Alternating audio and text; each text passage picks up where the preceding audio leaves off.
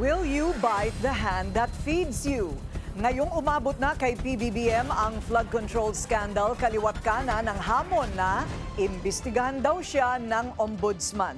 Pero papalag ba si Ombudsman Boying Remulla sa Pangulong nagtalaga sa kanya sa pwesto? Narito ang agenda report ni Joan Manalo. So even the president, Well, we have to look if it's possible na nangyari yun. It's something that we have to look at.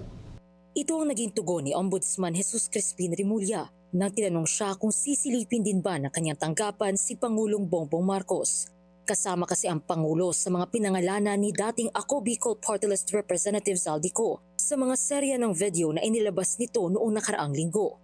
Anya, si PBBM umano ang utak sa 100 billion peso insertion sa 2025 budget kung saan naupo si Ko bilang House Appropriations Chair. Kaya para kay Remulla, nararapat ding silipin kung talaga bang may kaugnayan ng Pangulo sa likod ng kontrobersyang ito. Pero hanggat hindi umuwi si Ko sa bansa at wala siyang sinumpaang salaysay, hindi formal na maiimbestigahan ang Pangulo. Pero he has to come home and swear by the contents of his affidavit. Di ba? Kasi he's also being accused of a crime. Ayon sa Republic Act 6770, may kapangyarihan ng ombudsman na magsagawa ng investigasyon kaugnay ang mga posibleng krimen o reklamo laban sa impeachable public officials. Sa fact-finding phase at evaluation nalalaman kung may sapat bang basihan para magsagawa ng formal na investigasyon laban sa mga opisyal. May motu proprio powers din ang ombudsman na magsagawa ng sariling investigasyon. Pero ayon sa batas, kinakailangan munang magsumite ng affidavit para masuportahan ang reklamo o opisyal na ulat at makapagsagawa ng preliminary investigation kaugnay ang mga kriminal na kaso. Kaya hindi otomatikong ebidensya ang mga serya ng video ni Ko na uploaded lamang sa social media.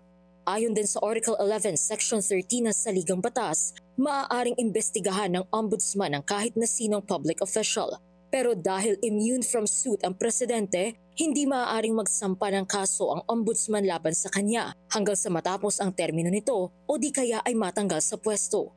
Pinagtibay din ito ng kasong Estrada versus Desierto kung saan sinabi ng korte na wala ng immunity from suit si dating Pangulong Joseph Estrada dahil napatalsik na ito sa pwesto. Kaya kung talagang sangkot si PBBM sa 100 billion peso budget insertions, posible lamang siyang humarap sa criminal prosecution kapag hindi na siya ang nakaupong Pangulo. Para sa agenda, Joan Manalo, Bilyonaryo News Channel.